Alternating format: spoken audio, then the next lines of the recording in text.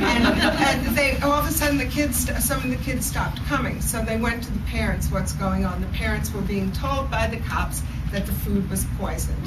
And the merchants who were giving the food were being told that the Panthers were reselling it and were ripping them off. Okay, so that's the first example that she saw of police interference and what kind of venal, whatever the word is, approach is that to actually take food out of the mouths of children, which is when you get down to it. The next thing that happens is that she is walking along in Times Square with a Panther who's trying to sell papers.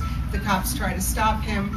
And Safia innocently says he has a constitutional right, and as she says it, within the next hour she learned that the Constitution did not apply to black people because she was thrown into a police car for interfering, whatever. And so that was the next stage, was just seeing how the simple exercise of free speech and constitutional rights by black people taking control over their own communities was met with state violence. So the next thing that happened was that COINTELPRO, having begun with those little forays, I think there's a couple of seats over here, then moved on to greater brutality and started engineering fake cases, the Panther 21, where for 2 years 21 members of the Black Panther Party were locked up and charged with all kinds of bombing the botanical gardens and a whole bunch of other stuff. And after 2 years, the case was so fake that they were acquitted by a jury that deliberated for a full 45 minutes after 2 years. However, that case and other cases like that made it impossible for the Panthers to feel that they could keep organizing. And then started assassinations.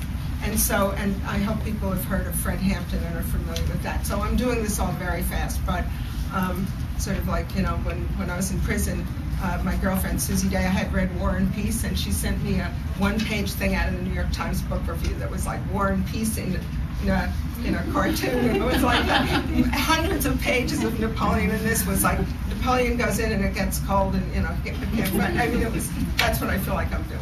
So, but then, so what she talks about in this book that I think is a little different from just thinking about what is it like to realize that just trying to feed your community, you're coming up against state violence, is she talks about post-traumatic stress syndrome. And it made me think about, which I hadn't for all those years, what it was like. For example, for me, I was never threatened with a gun, particularly by the cops. However, we sat in the Panther office in Chicago when there had been word that the cops were going to come in shooting. And I remember that very clearly.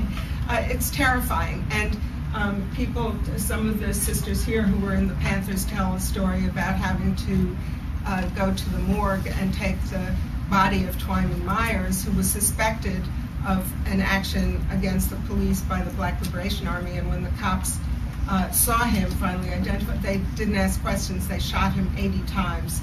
And Safia and another woman from the Panthers and other people had to clean up his body and clothe him so his mother didn't have to see her son with 80 bullet holes ripping his body at the funeral home. So those kinds of things convinced all of us that we were at war.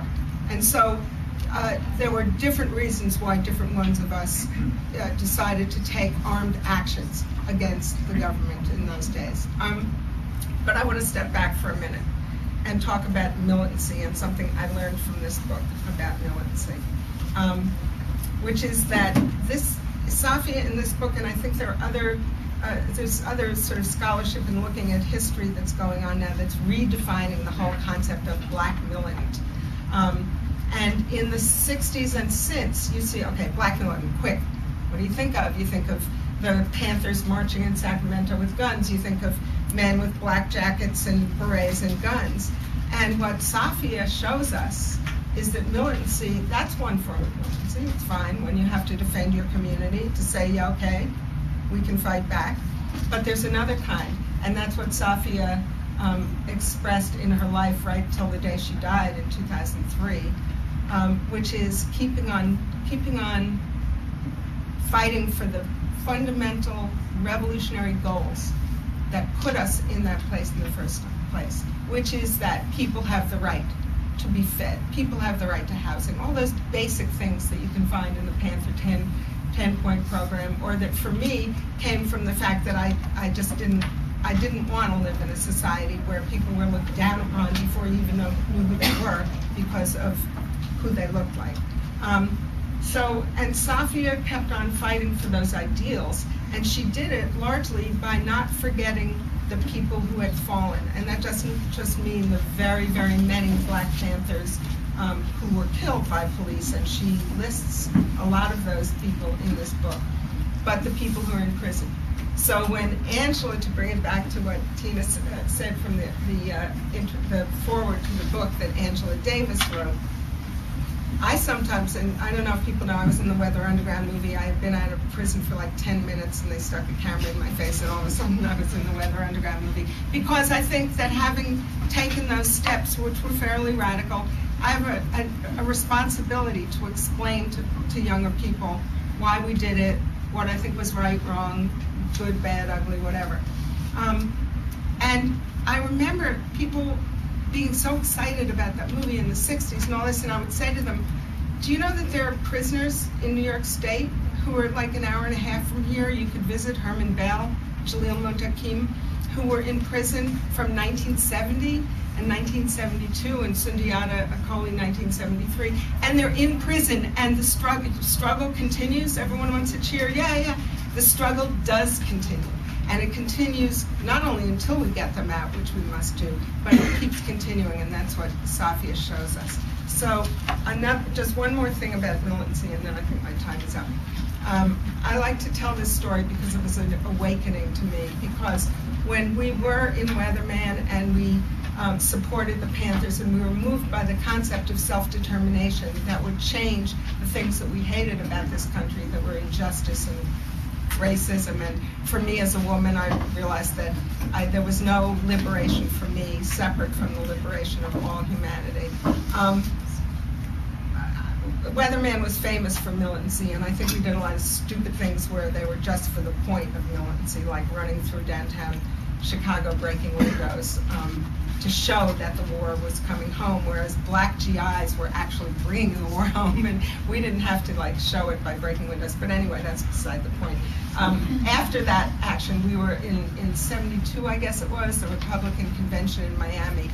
A lot of radicals and progressive people went down there to demonstrate against the Republican Party and against the war in Vietnam.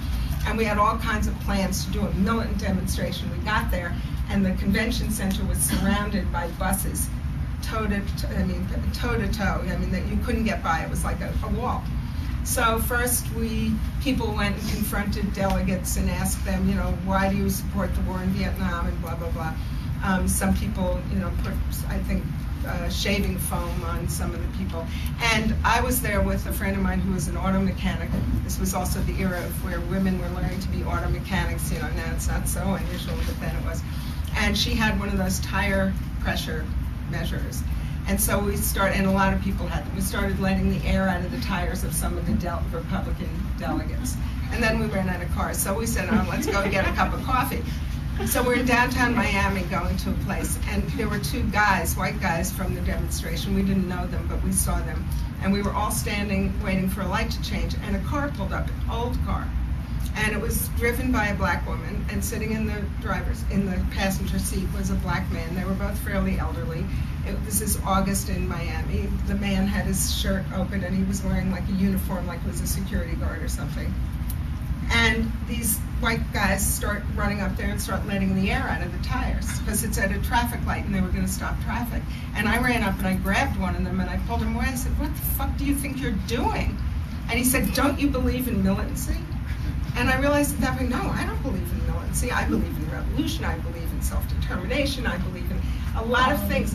And that was, I don't know if that's true now. I have certainly heard people in the left talking about how do we do something more militant. I don't think that's the right approach. I think the right approach is, when is it that you think you could challenge power? How do you think you can challenge power?